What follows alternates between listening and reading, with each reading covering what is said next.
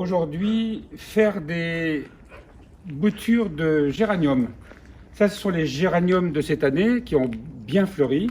C'est déjà un peu tard, on aurait dû les faire un peu plus tôt, mais on va faire des petites boutures. Et donc il y a un mélange de terre particulier. Et puis on verra comment on taille les boutures, comment on les plante. Ça va prendre racine et puis ça va évidemment se développer. Et au printemps, on pourra les mettre à nouveau dans des jardinières. Et ça fera les géraniums pour tout l'été, parce que ça fleurit ça depuis le mois de mai jusqu'au mois d'octobre. Alors, pour ça, on a du terreau.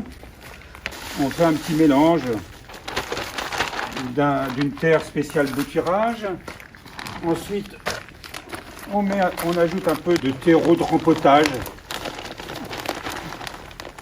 Voilà. Et puis, du sable pour alléger. Sable de rivière ou de carrière, peu importe. Permet d'avoir une terre suffisamment drainée. On mélange le tout.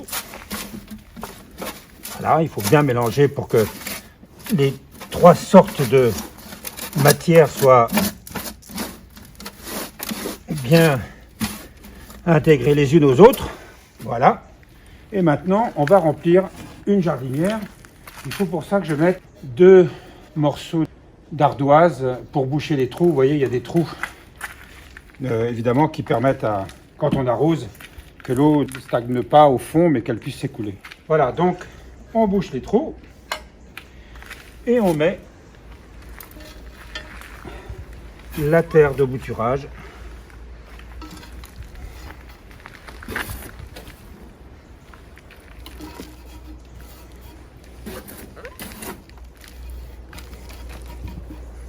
On tasse un petit peu, mais pas trop. Voilà, on est prêt à tailler et bouturer. Voilà, on coupe juste en dessous d'un œil.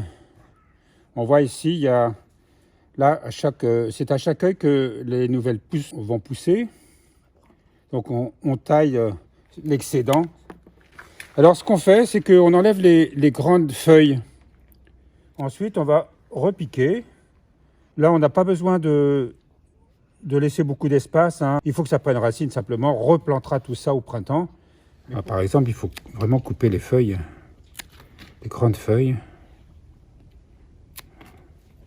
Ah, il y a une petite chenille. Une chenille qui vient d'un papillon de nuit qui s'appelle phalène brumeuse. C'est considéré comme un nuisible, évidemment, pour les plantes, parce qu'elle dévore ces plantes. Alors celle-ci, on va s'arranger pour qu'elle puisse continuer de vivre ailleurs, sur d'autres plants qui ne risquent rien. Mais quand il y en a vraiment beaucoup, on est obligé d'en enlever parce que sinon elle ravage absolument toute la plantation.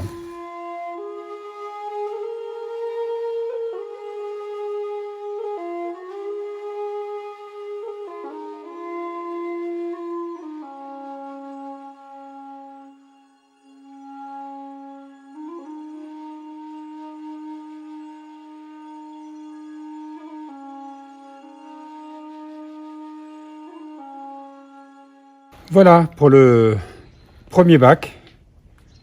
Là, on en a une petite vingtaine. Alors, il y a aussi ce qu'on appelle les boutures à talons. Alors, voilà, par exemple, c'est une sorte d'embranchement comme ça. Et donc, on casse là, à ce niveau-là. Il y a des fibres comme ça va permettre la reprise beaucoup plus facilement. C'est beaucoup plus vigoureux que simplement couper au-dessous des yeux, comme on dit, sur les autres. On coupe la plus grande feuille. Alors voilà, c'est un petit plant qui n'a l'air de rien. Il prendra assez facilement et surtout, il sera plus vigoureux et donnera de très jolies fleurs. Ça fera un plant qui nous donnera des fleurs tout l'été. Alors pour les anciens bacs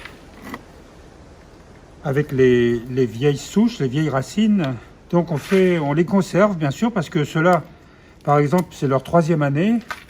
Dès qu'on a prélevé les boutures, eh bien, on garde les anciens pieds, mais il faut évidemment les tailler, enlever les feuilles, les grosses feuilles, couper tout ce qui est mort. Alors, c'est un peu tourmenté comme forme, mais bon, c'est ce qui fait aussi le charme des vieux plants qui vont donner dans l'année aussi de très belles fleurs. Alors on coupe tout ce qui est mort, voilà, tout ce qui on nettoie.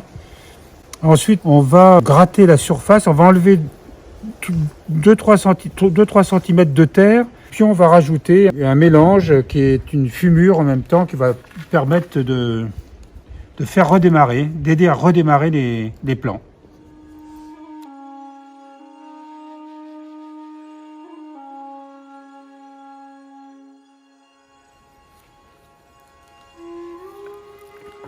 Voilà, maintenant on va mettre un composé.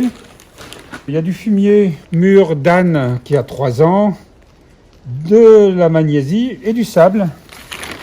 Donc ça va être quelque chose qui va aider à bien démarrer.